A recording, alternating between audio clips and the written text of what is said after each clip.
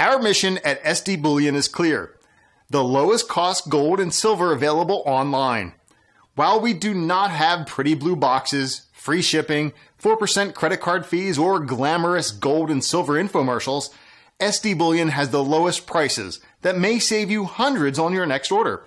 So before you make your next investment, do the math and join the over 15,000 new customers who have recently made the switch to SD Bullion. Why pay more?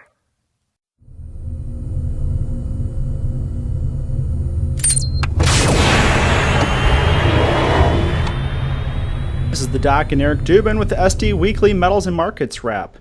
Joining us again is our good friend. It's been a while since you've been back with us, Sprott's John Embry. Great to have you back on the show with us, John. Well, that's a great pleasure. You guys are doing great work. Well, it's a great time to have you back on the show.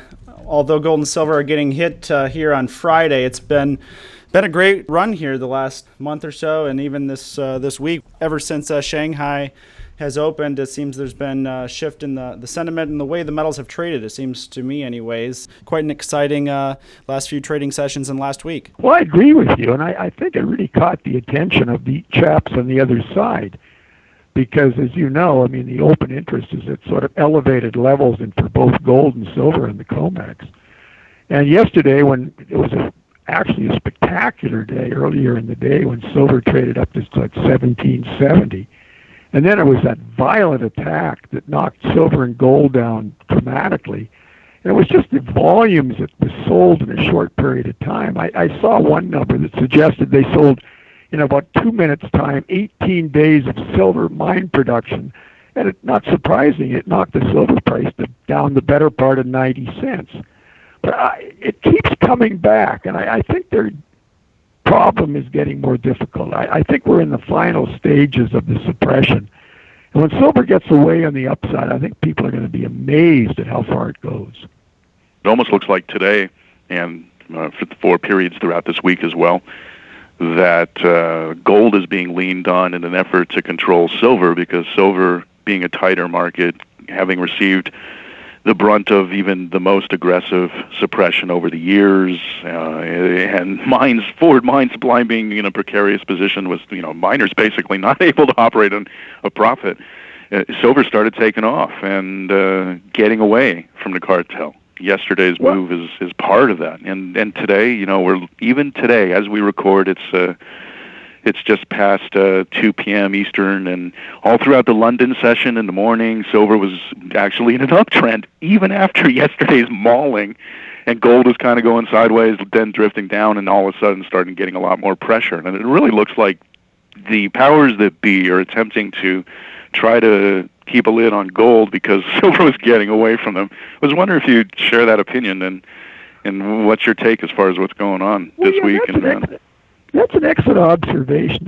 One of the guys who I know quite well and I think has a really good handle on this whole situation refers to silver as the cartel's kryptonite. That's going to be the one that destroys them because there isn't a lot of inventory above ground. And I mean, I think demand is solid both for investment purposes and industrial purposes. And so consequently, they have to be running out of physical silver. So that is the one that I think 48 hours, they've really knocked it around. But silver, remarkably, I mean, it came down from its high of yesterday, but it's still, around $17. Quite frankly, this is unusual. For the last 5 years, it was silver they used to kick around, and gold was the ancillary. Now it's changed. Silver appears to be taking the lead. Yeah, it is fascinating to see how silver right now is definitely leading the trends, and it certainly does appear that they're pushing gold down to try to contain silver, and I wrote about that, and I'll put a link to the write-up in our article for the write-up for the show, so people can take a look at it, because a lot of people listen to just our podcast. But there definitely seems to be pressure putting on silver to contain gold. Well, the thing that goes unremarked in the big picture scene, as of May the 1st, this will be 5 years since they sort of took silver to the outhouse. And I mean, in that 5-year period, the amount of debt and credit creation and, money printing that's gone on has been staggering. I don't know that I think I'm correct when I say I don't think silver has ever been cheaper in relation to the amount of money that's out there globally. And so consequently, I mean, that's why they're trying so hard to suppress it, because if this thing gets away, I mean, their whole scam is going to be revealed. So as I say to many people, we are in the end game. What we got to debate is the end game going to take weeks or months? I don't know, but it won't take more than that. So you believe that the value pricing moving higher to support, miners and so forth, is definitely something that's a 2016 kind of scenario. Right. I believe it is, and I think the remarkable price action in the silver stocks in the last while, and I mean, I'm a great fan of First Majestic, for example, and what have you. And I mean, these stocks have been just like bull pups. They just keep thundering forward, irrespective of what's going on day to day in the on the COMEX with the silver price. I mean, the silver price has been better, but the stocks have been explosive. It almost reminds me of the 2003 period where we had another major move, and the precious metals bull market was still in its early stages back then, but it was coming off of that nadir that set in the turn of the century. Oh, I remember it well. Yeah. And you were managing a fund at that time. I was. And I mean, one thing about, it's funny, like I've said to a lot of people, I think about 5 separate occasions in a reasonably short number of years, my fund was up over 100 or 150% in a short period of time. But I'm not sure I've seen a more explosive move since January the 19th, when the Huey index bottomed at just under 100 and was up as high as 210 in like 3 months. That's explosive action, and I think it's foretelling the future. And do you think that there's a lot of new monies coming in, or if this is more representative of people who've known the story and are just adding to their positions after an assumption? Well, I have a number. That's a good question. I have a number of theories on this. I would dare say that the average person still doesn't have a clue what's going on. And not to denigrate any of my friends, but I get together with some guys I've known forever. And I mean, they're very smart guys, and they're in the market. But when I start talking about silver, it's like as if I'm talking about something in another planet. They're not interested. So I don't think it's that. I honestly think that maybe the people that have been conducting the suppression scheme realize that it has a very short lifespan, and there may be some buying coming from that quarter, because it's been relentless buying, and it doesn't correct much. So I don't know. It's going to be interesting to see in retrospect what the real force behind the stocks was early. On a related note, with your perch at Sprott, a lot of institutional folks come to Sprott to, get your analytics and get your sense as to where the whole industry is moving. Has there been an increase in interest from the institutional sector knocking on the door of Sprott? Yeah, there has been. That's a good question. I mean, clearly, I think one of the catalysts in the short term was our successful issue there. And I keep asking my associates, have we got the silver yet? And when I last spoke to them, no, we have not got the silver. I mean, it's been contracted, but we have not physically taken delivery. And that's been what a deal is now over a week old. If you could speak to possibility, do you believe that Sprott would be accumulating further in PSLV at some point in the future? I mean, I know you're capable of that given the deal and the way it's structured. Without question. I mean, basically, it's a wonderful way for the public institutions, the public to own silver, because in this instance, we can guarantee them with audits and what have you that the silver is all there. I mean, as you well know, there's so many paper silver products that are just paper, and their prices are being replicated with derivatives and all sorts of stuff. But when the push comes to shove and you really need your silver, it isn't going to be there. So, not to be sort of talking your own book, but our product's legit. And I think we'll be, obviously, as the price and the whole sentiment in the sector changes, we'll be doing more issues for sure.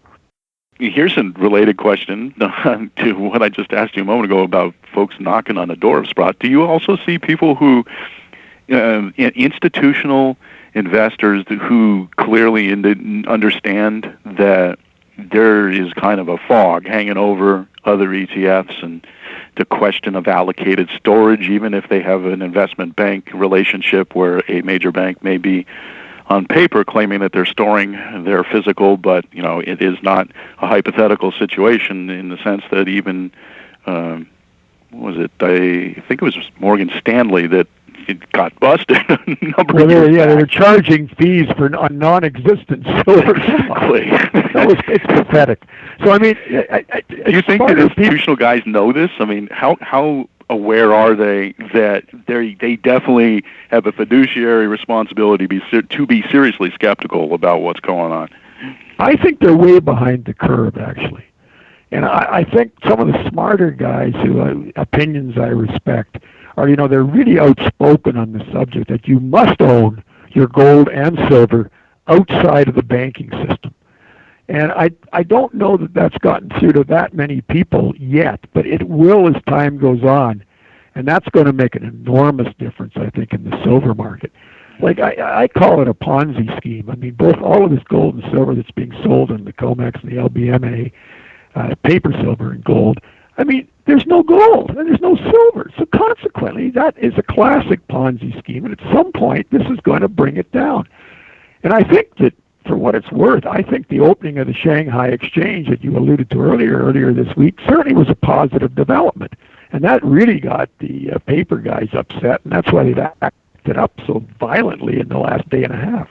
It's certainly been a different feel this week during the overnight trading and London session than we've seen really over the past 4 or 5 years. Well, it's odd. That's a good point you bring up, because, I mean, the suppression often took place at 3 in the morning when the London traders arrived. And then it sort of went into overdrive and COMEX and what have you. But lately, the pressure's been coming in Asia, which is unusual. And then London in particular, there's been a better bid for this stuff. So, yeah, I think things are changing, but nothing changes overnight. But I think we're going in the right direction. Let's switch gears and turn back to the miners. And I'd love to get your perspective on where silver producers are, and gold as well, but silver in particular, because of the fact that the vast majority of the industry is not able to produce profitably. What's your sense as far as how much damage has been done to the forward supply picture and where we are as far as miners are concerned? Well, that's a great question, because as you know, a significant proportion of silver coming out of the ground is a byproduct of base metal production.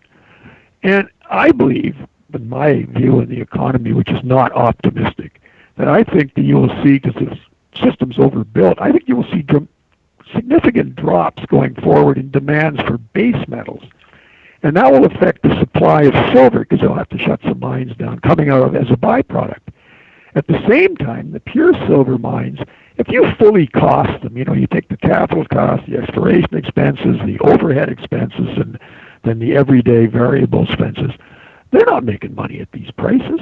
And I mean, the fact is, this can only go on so long. There's no question that in the next 2 or 3 years, irrespective of what the silver price does, production is going to fall. And this is going to coincide with a significant rise in demand, and the only outcome to that ultimately will be physical demand will take over the pricing mechanism, and the price is going to go nuts. Yeah, and a lot of people are very worried about a worldwide economic downturn taking a big beating to industrial demand, but the amount of increase in investment demand for silver could in fact end up scaring industrial producers, and even if we lose 100 million ounce demand from industrial producers just because of macroeconomics, which is a pretty significant percentage decline, I still think that even industrial demand would probably not be a negative because of simply the desire of manufacturers to make sure that they have supply in a competition with investors. That's a very good point, and one thing I like about silver, it's such a versatile metal. And I mean, various usages are growing, and some like medical uses and solar panels and all this stuff. I mean, I don't think, even if in an significant economic downturn, which I actually think is coming, I don't think that industrial demand for silver is going to be the driving force. It may go down some, but it will be dramatically overshadowed by the increased investment demand. As you guys know better than I do, I mean, silver is the poor man's gold. And I mean, basically, I believe implicitly in this idea that the gold-silver ratio is going to collapse in the coming bull market in precious metals. So as much as I might like gold, silver's going to outperform it dramatically. Yeah, and it already has been. In fact, as we speak, it's finally starting. Yeah, Zero Hedge published an article this morning talking about how the gold-silver ratio might, in fact, be signaling.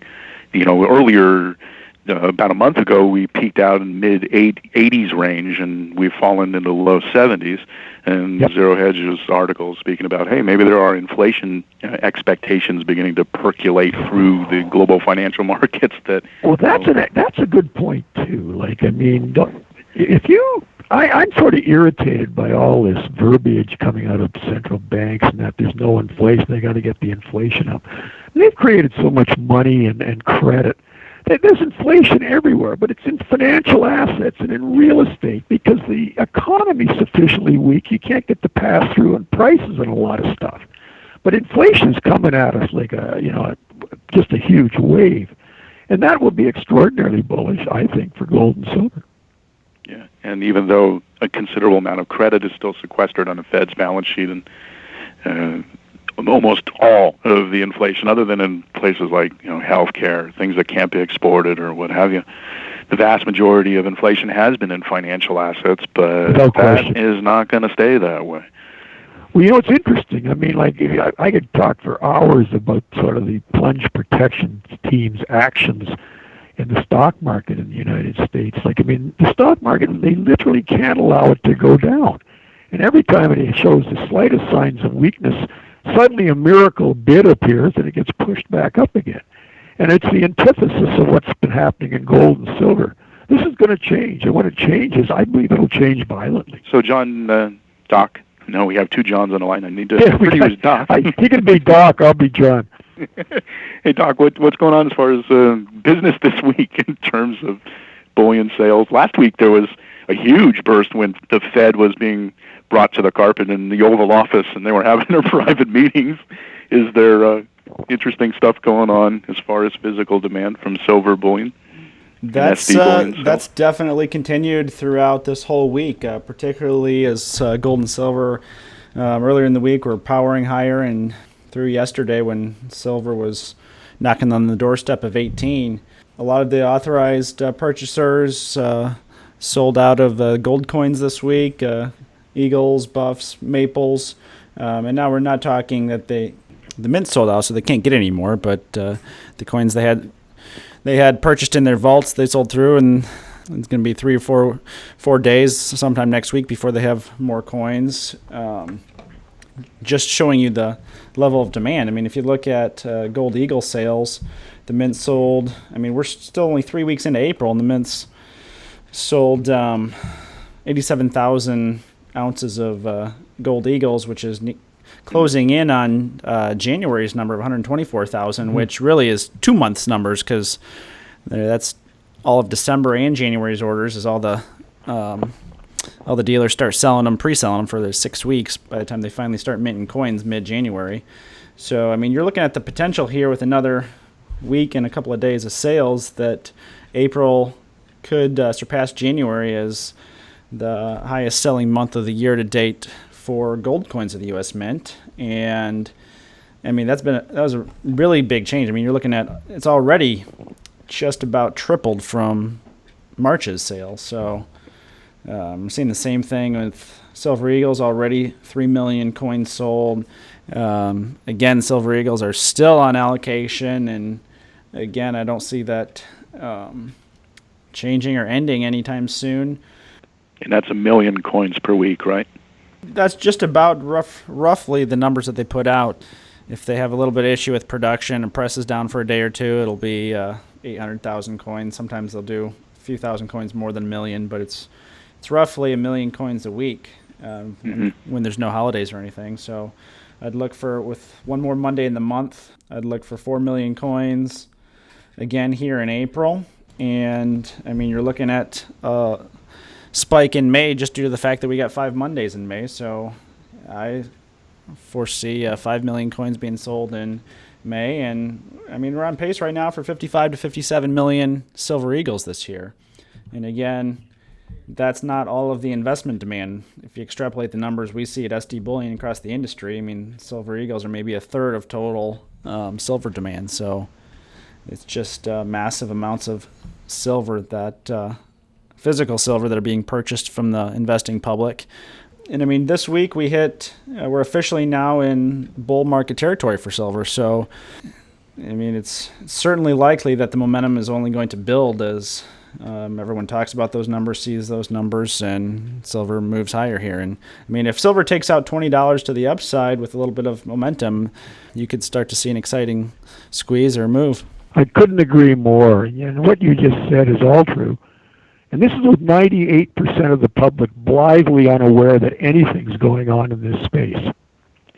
So, I mean, that can only change to the benefit of silver as more people start to realize that, oops, I need some protection against the inevitable debasement of all paper currency. And it's amazing that most of the public has no idea what's unfolding here. But they will learn, and when it happens, I mean, I think it will fuel the biggest bull market in gold and silver ever. So we shall see. Yeah, it'll get to a point where we'll be in triple digits in silver, and Mark Dice won't be able to go walking around San Diego offering candy bars or 10-ounce bars, and he'll quickly lose his silver. Oh, yeah. Can you imagine? Honestly, you're always a little reluctant to sort of hang big numbers out there. I noticed for whatever reason James Rickards was talking about $10,000 to $50,000 gold. Right. Well, that may or may not eventuate, but the fact is 99% of people when they hear that just sort of go click. They don't want to hear that. But on the subject of silver, I mean, if gold were to go to $5,000, I mean, silver is an easy $100 bill, if not considerably higher than that in that environment. Right. And people should understand that. I mean, as far as I'm concerned, I try to get this across to everybody. You can't own enough silver at this moment. This is the cheapest asset on the entire planet. Do you think that the average retail investor in Canada has a slightly better understanding of both the role of precious metals and just, what's going on macroeconomically? No, I honestly don't think so. I honestly think Americans have more affinity for silver than Canadians do. Wow. We may be more gold oriented, but the fact is our own government and our central bank has sold every single last ounce of our gold. I mean, it's an embarrassment. I mean, I'm almost ashamed to be a Canadian when I heard that. Yeah. But no, I mean, it's what is hard to get across to people. This is early stages. This is just the beginning of the move, and I think it's been most reflected in the very short term in the stocks. You don't see a move of over 100% in an index very often in less than 3 months. Yeah, and it does look like that is a combination of smart money and also people looking for something that's got a higher bit of leverage because they know that we are in a new bull market phase. Oh, yeah. I mean, the stocks are the leverage. Like, I mean, I always just was a stock jockey, and I mean, basically, the stocks always used to lead the bullion. And I think we may be back to that. And what's also interesting, too, is it seems like even the sequence of the type of stocks that took off suggests that the more blue chip of the core gold companies moved very strongly early on in the fall of last year. Yeah. I mean, we went up and down, and it was kind of a roller coaster, but it looked like that whole rebooting of the precious metals bull market actually began in the fall, and we saw the first moves in the best of the best when it comes to the stocks. And I was wondering if you agree with that and think that there's something to the sequence of which, the large caps moving first, then, the royalty companies, and then juniors are now taking off because people really believe, or at least the smart money believes, that this bull market is on. There's no question that, I mean, they always buy the allegedly safe stocks, I mean, the big caps, the ones that are liquid and what have you, first. But when this bull market starts to sort of roll, then they sort of start looking for the leverage, and the leverage is always in the small stocks because they're infinitely cheaper than the large stocks. Yeah. And what I've been fascinated by is the strength in the silver stocks in this move. Like they've driven the bus more than the gold stocks have. So I think that's basically indicative of somebody's figured out that the real leverage in silver, you're seeing it in the action in the silver stocks. Yeah, and even in indexes like GDXJ versus GDX, juniors versus the more mainstream, more larger cap, the juniors are now leading. Well, I mean, I've always been a big proponent of juniors because that's where you're going to get your home run balls. I mean, you can be fine. You can own Agnico Eagle and Gold Corp and all these things, and they'll do fine. But you're going to get 10 baggers where you're going to get 3 baggers in those other ones. 10 baggers in the juniors, as you know, my partner Eric Sprott, I mean, he makes me look like a shrinking violet on the upside of these companies. He's talking 20 to 40 baggers. I'll settle for 10 at this point. Any other thoughts, John? Do we want to discuss more about Shanghai? I know we touched on it a little bit. Well, no, I think Shanghai is a significant development because I honestly believe that, we're going to get a physical gold settlement now. And if somebody starts to try to arb this in the future, and the paper guys have got no gold behind their paper, I think it could have a significant impact. It's not going to be overnight, but it's just going to be with the passage of time. I think the pricing mechanism will shift to the east. And that would be nothing but bullish for people who are long the precious metals. Yeah, and what's really going to be fascinating is when China eventually has a freely convertible yuan, and their capital markets are far more open, and that's going to take time because they're right now they get kicked around by international speculative flows, and there's the currency war backdrop as well too, and all of how that fits into the picture. But 2-3 years from now, holy cow, their whole plan of trying to basically, in combination with Russia as well, of basically dominating the gold trade on a global basis, because most of the gold in fact does flow through to the east and predominantly to China, is very clear to see. It's going to be a completely different world once their currency is freely converted and their capital markets are more open, and they end up being the loci of international gold trade. It's where they're going. It's what they clearly want to do to also bring confidence to their financial system and their currency. And it's fascinating to watch how this is all unfolding. And it's another example, too, of the West largely being completely asleep. Even the policymakers, some of them that do understand what's going on are largely quiet about it. And the vast majority of the people in the establishment are kind of just as ignorant as the people that are not taking Mark Dice's $10 ounce bar of silver versus Hershey's bars, Well, that's really well said. Like, I don't think people realize what this implies for the West. Like, I had the great good fortune of growing up in the West in a golden era. Like, I mean, if you were sort of growing up in the wake of the Second World War, I mean, it was your oyster. I mean, the rest of the world was in various stages of disarray, and North America reigned. Well, that's changing, and I think it's going to change more violently as it becomes apparent that all the gold is moved and silver has moved to the east, and they're going to back their currency at some point. And I think the Chinese are dramatically understating how much gold they have. And it's going to affect the U.S. dollar in a very negative way, and living standards in America. It makes me very uncomfortable, actually, but it's unfortunately undeniable. Yeah, and it also brings a whole political diminishment of freedoms and a weakening of our Western culture and society that comes with our decline of power. And it's really sad to see this happen, because to a very large extent it's happening because of bad ideas and policy.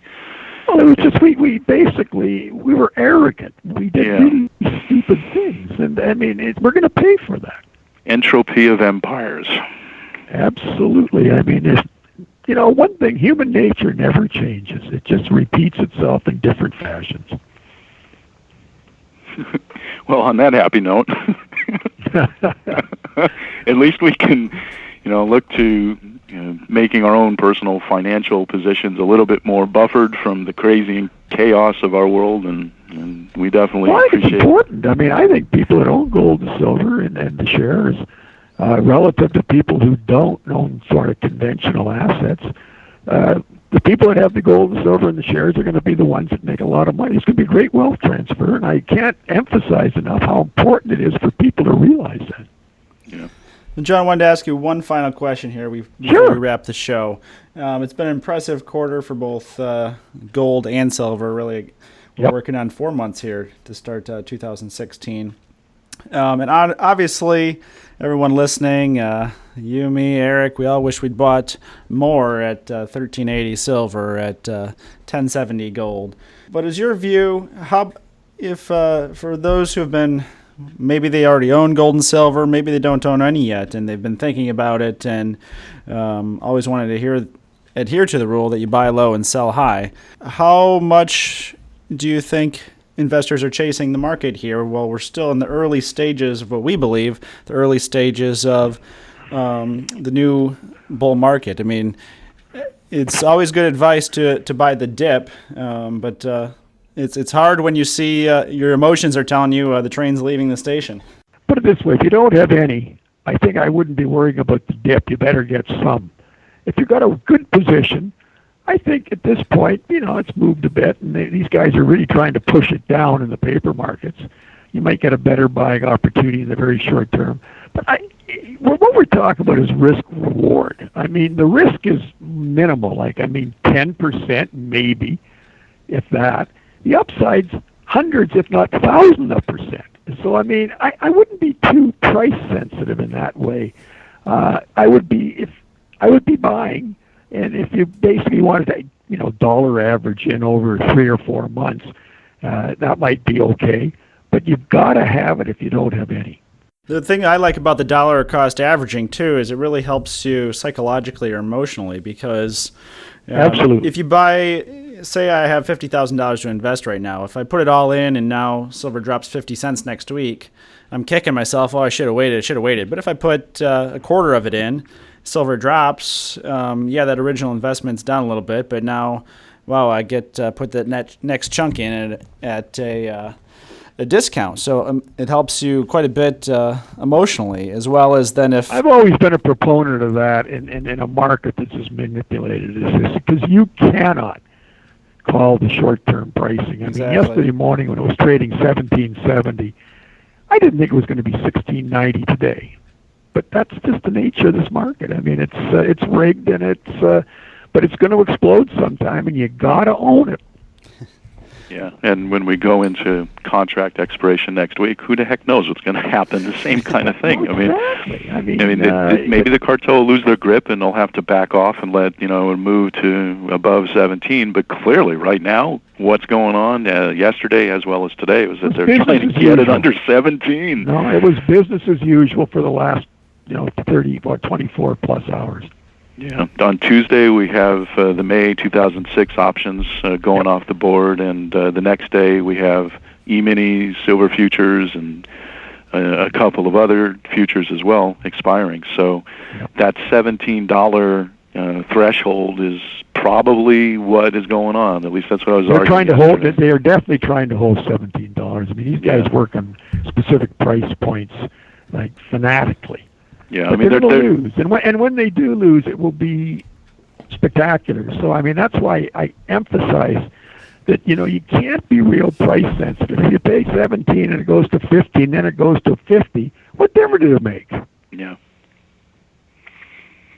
Well, we'll put a link into the article I wrote yesterday with all the contract dates, and so important. Anyone who's listening to just the audio, if you go to the Silver Doctors right up before the show, you'll see the listing of the dates. Fantastic. You guys are doing a great job. I mean, it's very important that the public hear this message.